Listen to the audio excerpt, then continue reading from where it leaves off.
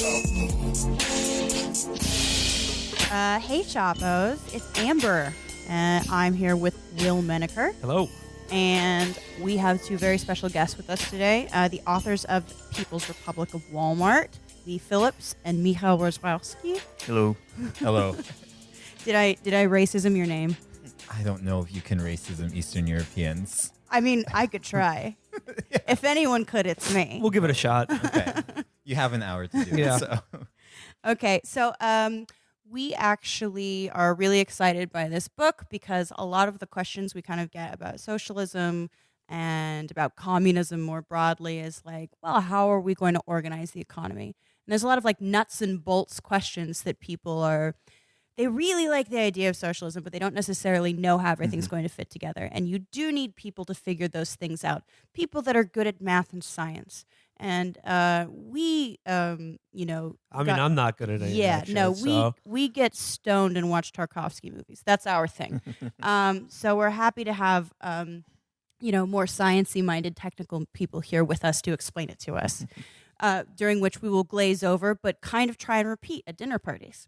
But I guess to start out, you guys started with Walmart as your model. Mm-hmm. Like that's your entry point into model. planning.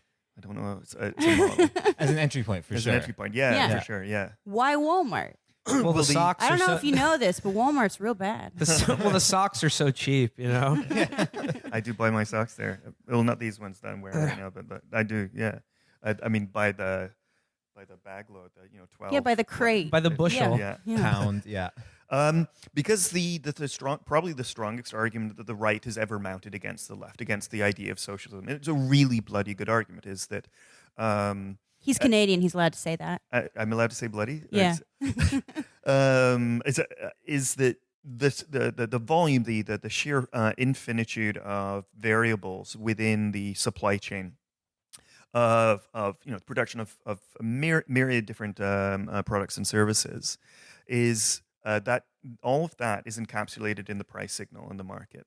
To be able to replace that with planning would supposedly require an army of bureaucrats, or more laterally, within what is called the economic calculation debate, which is about this, just mathematically impossible to fully capture the infinitude of all those variables. Yeah. And even if it was, prices also help discover new information. So you'd have all these problems about, finding out what new socks people need or whatever, because that wouldn't be contained in any of the information that the planners would have. That was the argument, at least, that the price signal sort of contains all the information that we have now in a nice sort of easy nuggets and helps us find new information in really efficient ways. And then also with the historical example of central planning that's always brought up is like late era Soviet Union, Right. where it was just this farce where like a bureaucrat was deciding how many bristles would be in like a single toothbrush or something like that. Like that's always brought up as like why the idea of like why central planning doesn't work, right? Yes, no, absolutely. We spend a couple of chapters talking about the Soviet Union, but the argument historically made by the right, by the people like von Mises and Hayek, was that because of this impossibility of being able to try to capture all of this information that is otherwise supposedly encapsulated in the price signal by an army of bureaucrats or by computation, it will inevitably fail because of that. It can't capture all of that. Therefore, that will really result in chaos. That chaos will result in a sort of leading towards authoritarianism. Bada bing, bada boom. You have Stalin, but that's not how it worked out historically. That's not exactly how it happened. It's sort of the reverse. It was the authoritarianism that undermined the planning. If you're on a collective farm or in a factory or whatever, and the plan comes down and says you must produce a certain target of widgets by November, and you haven't done it, you are very, very scared that you're going to be sent off to the gulag or even shot. And so you will lie about that information. You will say you've met your target or you even beat your target. Yeah, and lower your target in order to enable you to do that. to beat it. Yeah. Like we are only capable of, producing 1,000 toothbrush bristles, and then we produce 10,000, and we're great staccanovites. And why do you use the example of these gigantic corporations like Walmart or Amazon, for example, as how do they employ central planning? Right. So this was an absolutely fantastic argument from the right. It's a really bloody good argument. But here's the thing: is that if planning is impossible at scale, then Walmart shouldn't exist. Because while Walmart exists, external to Walmart is the market. It exists within the market. Internally, it's entirely planned. And Walmart is, if it were a country, it'd be on the scale of a Sweden or a Switzerland. It is the largest private sector employer in the world. It's the third largest employer in the world, period, after the People's Liberation Army and the Pentagon. So Walmart shouldn't, it's entirely internally planned with millions of products, with millions of separate supply chains. So according to the argument of the right within the economic calculation debate, that economic planning at scale does not work. It cannot work. It's impossible. You will inevitably have Stalinist authoritarianism and just utter collapse and inefficiency. The Walmarts of the world shouldn't exist. And you just end up with Walton authoritarianism. Well, yeah, but internally Walmart is sort of authoritarian, or like Amazon to their own employees, to pull off their this miracle of distribution and efficiency. Yeah. And at the same time as for consumers, they are incredibly impressive and effective. Yeah. And like the example I do use in terms of like markets was always, it's like a very old Onion headline. I don't know if you remember this or if you have this in Canada, but we have the it's Onion. One of my favorite. No, but the reference: continued existence of edible arrangements disproves central tenets of capitalism. So the idea that like capitalism doesn't create completely undesirable things constantly and isn't full of waste is rather silly. And we do have things like Amazon Prime here. We're just like, if we just owned that. If it was like democratically controlled, that would be the coolest service in the world. We would have such an efficient society. Yeah, there's certainly the argument. Socialists should never be saying that capitalism only produces things that we don't want. We all want underwear, presumably. Well, not all the time, but and that's a profitable commodity. So the Gap produces it for us. But sometimes there are things that are not profitable, and so they don't produce them, like new classes of antibiotic. Or sometimes there are things that are profitable, but we know that are harmful and we don't want them, like fossil fuels. But because they're profitable, they will continue to be produced in the absence of some sort of non-market intervention to prevent that from happening, i.e. planning. Yeah, it's basically sort of, irrational production, what we would call it. And in many ways, going back to that sort of question of authoritarianism, I mean, one of the other things in the book is we have a chapter on the USSR. The USSR was a failure. It was completely authoritarian, but we want to tar sort of capitalism with that same brush, at least to a certain extent. And capitalism is pretty authoritarian. Yeah, and show that exactly. But we don't talk about it enough, just how authoritarian the workplace is and just how authoritarian the conditions are under which so many of us spend, so much of our working lives. And to talk about planning under capitalism as also a kind of authoritarian planning. Yeah, you could say that Walmart is in effect a Soviet Union. It's not quite on the scale of the Soviet Union, but it's pretty damn close in terms of its revenues. So if we were to understand or think of Walmart or Amazon as basically like a capitalist state within a global market. A Stalinist state. A Stalinist state within a global market that is interacting with a global capitalist economy. Internally, when we say they employ central planning, I don't just want to skate over that. What does that actually mean in terms of from the CEO of Walmart or the CEO of Amazon, from Jeff Bezos to the person wetting themselves in one of their gulag fulfillment centers? What is that central planning? What is their plan? How does it work? And how does it work?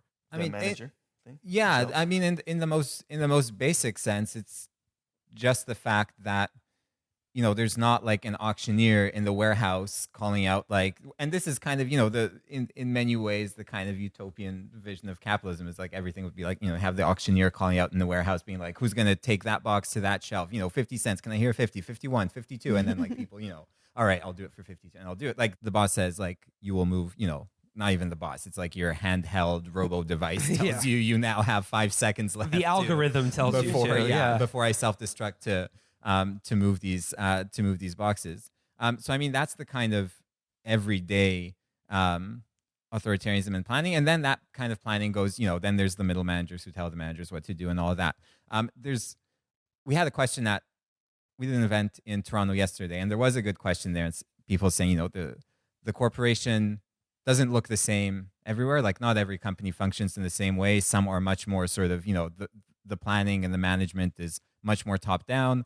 Some, we have the sort of foil for Walmart in the book is Sears, which is like a comical example of someone trying to introduce a market into the company and then just like a spectacular I'm really glad you brought up the Sears example. Our friend of the show and former producer Brendan James wrote a review of your guys' book in The Baffler. And the Sears example is a really funny one because it shows the example of like, we think that these corporations, like they embody the capitalist values that they espouse. And Sears was an example of a CEO, like the CEO literally was like an objectivist Randian and decided to internally run the company not based on authoritarian central planning, but on like objectivist individual competition at every level. Yes. And the answer is like, for those listening, when was the last time you saw Sears? Do you remember Sears at all? I kind of do, but it's sort of gone away. Could you talk about what like the Sears examples, what happened when it like instituted those libertarian concepts within a corporate structure? It was a complete disaster. The CEO Eddie Lampert, when he took over, he was such a Randian that when he took over, he looked inside the box, was horrified to see that it's entirely internally planned. He felt that this is basically communism. And because he was such a Randian, he thought that the way to solve this was to introduce an internal market, to get different departments competing against each other with separate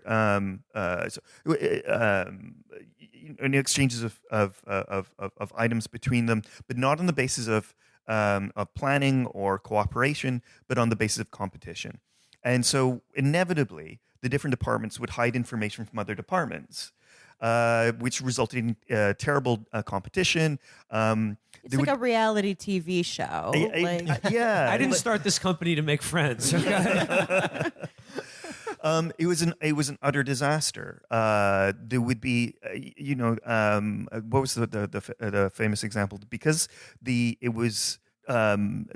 guess the tools department wanted a particular tool on the cover of the Mother's Day promotional flyer, and they didn't care that the maybe sort of women's clothing department might be or the perfume or whatever might be a bit more appropriate on the cover because they were in competition with that. Even though overall, because of that undermined the profitability of the company, of the organization. Right. So effectively, this is the same as what happens so each of those different departments effectively became their own little companies, competing against each other to the detriment of the overall organization. Yeah. Well, what does that sound like to us? Different companies competing against each other to the detriment of our overall organization, i.e. society. They tried to do something similar, I remember, with Zappos, where they kind of diffused the entire organizational chain, and they tried to say like, well, we're going to make it all horizontal and everyone just move around like nodes. Right. And they gave all the employees like the option of 6 months severance to quit or to like stay in this bold new experiment, which they tried to argue was anti-authoritarian. They tried to say like, oh, well, it's bossless. No one has a boss or whatever. What actually ends up happening is everyone is everyone's boss. And it completely collapsed. And like 3 months later, they were like, oh my God, we're going back to the regular. And like almost everyone stayed because that intense like Silicon Valley, like bold new experiment, spontaneity is always good kind of libertarian mindset is so like deeply inured in their brains. And it was just like immediate chaos, and it almost tanked this incredibly like profitable company. Mm-hmm. And they were just immediately like, yeah, no, never mind. This was a dumb idea. This is bullshit. Well, and the limit of that is something like Uber, where everyone is their own boss, except like the conditions are still set by the company. You know, all the risk is hived off onto you. You have your own car, you pay your own insurance, gas, and everything. And then Uber says, you know, but we're going to pay you 60 cents per mile. And like I recently read I think that's the reason that LA drivers struck was that, again, that was another city where they lowered quote unquote wages. That's, you know, we say they're wages, not they wage say labor. Yeah. payments to independent entrepreneurs and rising stars of business.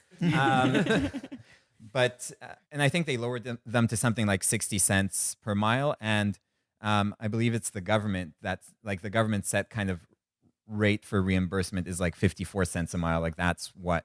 So you're basically not giving people the ability to even, you know, never mind make like a minimum wage, like just like barely cover their costs with what you're paying them. So Sears and their CEO, the Randian CEO, Eddie Lampert, is an example of, you know, what happens when you apply capitalist competition, the principles of individual competition and liberty and self-government within a corporate structure.